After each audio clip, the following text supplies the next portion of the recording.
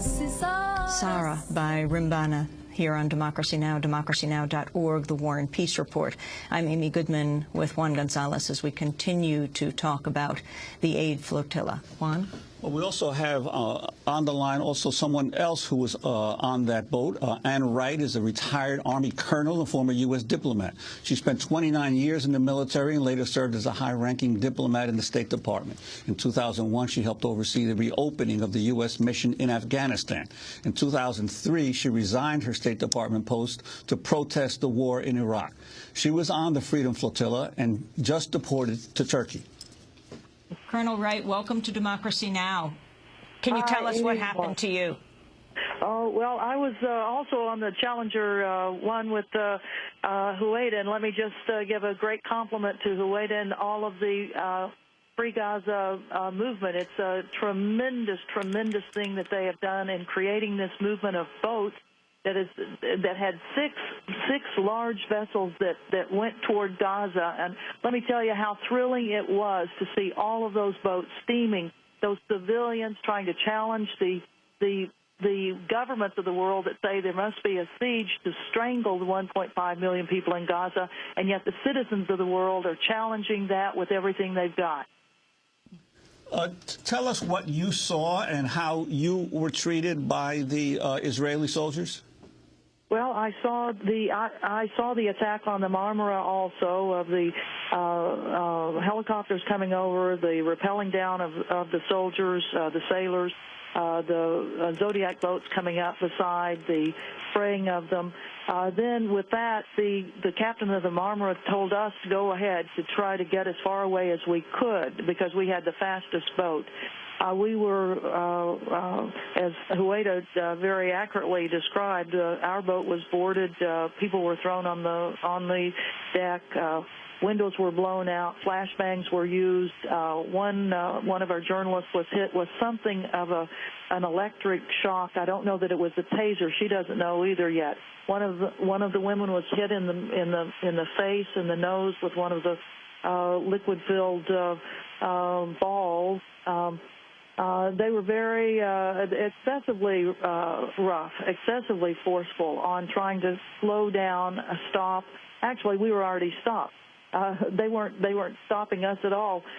We were already dead in the water, and yet all of this force used on us. Colonel Wright, I wanted to get your response to Vice President Biden. He was on the Charlie Rose show last night, and he was questioning what the big deal was getting this humanitarian aid directly to Gaza. This is the Vice President.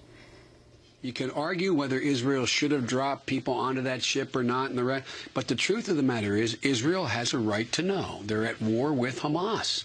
Has a right to know whether or not arms are being smuggled in. And up to now, Charlie, what's happened?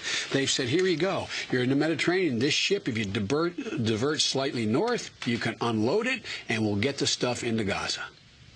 So what's the big deal here? What's the big deal of insisting it go straight to Gaza? Well, it's legitimate for Israel to say, I don't know what's on that ship. These guys are dropping 3,000 rockets on my people. That was Vice President Biden last night. Colonel Wright, your response. Well, I think our Vice President needs to take another look at this thing.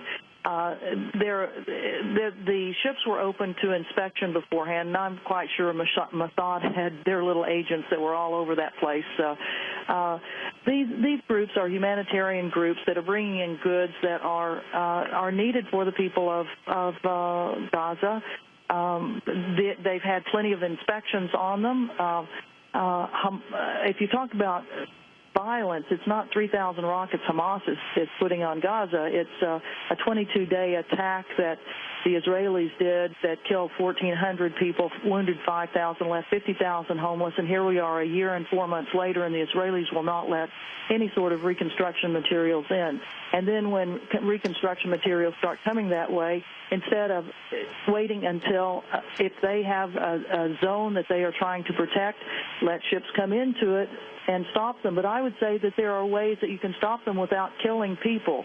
There are ways you can stop even passenger ships like that ferry boat, and certainly like our little 30-foot craft. You don't have to use commandos with, I mean, you can use commandos with excessive force, which they do, but there are other ways to do it if you want to kind of preserve a sense of civility, humanity, and meeting the international law, quite honestly, and going outside a boundary, going into international waters. I mean, what they are pirates. They are pirates. They kidnap people, and they're stealing stuff. They've probably stolen over $1 million worth of cameras, computers, cell phones. I mean, I'm in Istanbul. We just got here early this morning. Some luggage is here. There's not a thing in it. Everything has been taken. The Israeli military said, oh, yes, we have to count this, you know, we have to take it. Well, what they've done, they've stolen it. And if we have any friends that are in Israel, I hope that they go down to the black market and see where our stuff is, because somebody's making a killing on this thing. And Wright, once you were in Israeli custody, how were you and the other prisoners treated?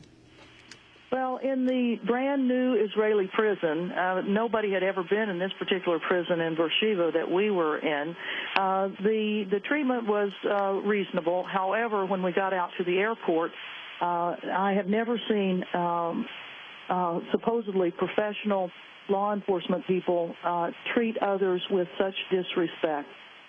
They were laughing, giggling, commenting on wounded and dead.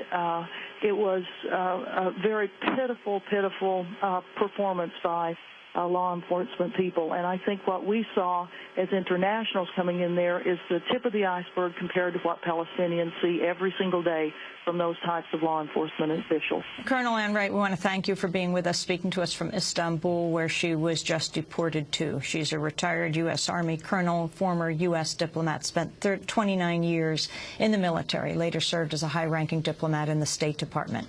In 2001, she helped oversee the lead-up to, in 2001, she helped oversee the reopening of the U.S. mission in Afghanistan. In 2003, resigned her State Department post to protest the war in Iraq. She was on the Freedom Flotilla, as was Huwaida Araf.